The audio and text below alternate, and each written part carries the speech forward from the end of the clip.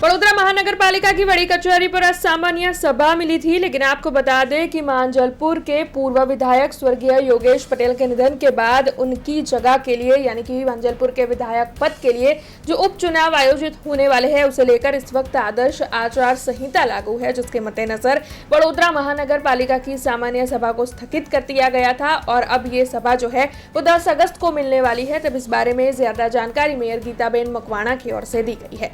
માંજલપુરના ધારાસભ્ય આપણા યોગેશભાઈ પટેલના નિધન બાદ આજ પેટા ચૂંટણી જાહેર થઈ ગઈ છે અને એ નિમિત્તે આપણે આદર્શ આચારસંહિતા લાગુ પડી ગઈ છે।